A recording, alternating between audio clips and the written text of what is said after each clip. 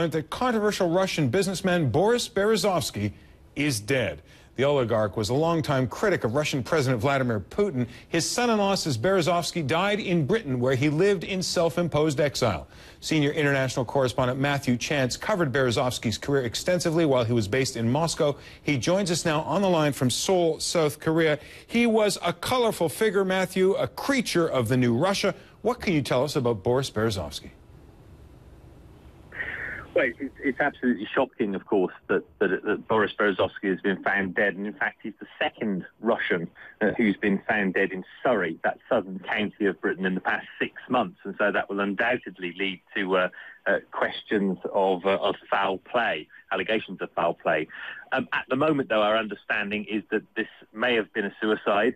The exact circumstances we don't know, but obviously we know from his son-in-law that he was found dead at his home in Surrey. We also know, I can tell you, that Boris Berezovsky has been in sort of severe decline, if you will, as far as his career has been concerned and his finances have been concerned over the course of the past several years. When I last met him last year, I was covering a court case in London in which he'd taken Roman Abramovich to court and was suing him for billions of dollars in damages against the Chelsea Football Club owner, who he said had forced him to sell shares in an oil giant called Sidneft at a fraction of their true worth. It cost, many tens of millions of dollars for the case to be heard in the court in London, and in the end it was totally thrown out. It was a huge defeat for Boris Berezovsky. I think the judge called him inherently unreliable as a witness.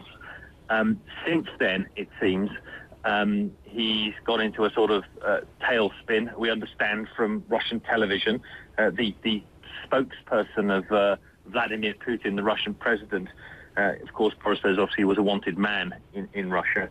The spokesman, Dmitry Petrov, said that he'd called and he'd asked Putin to forgive him and allow him back into Russia. Obviously, that forgiveness wasn't forthcoming, and now it seems to have resulted in this very tragic episode in Britain. Matthew Chance live on the line for us. Jill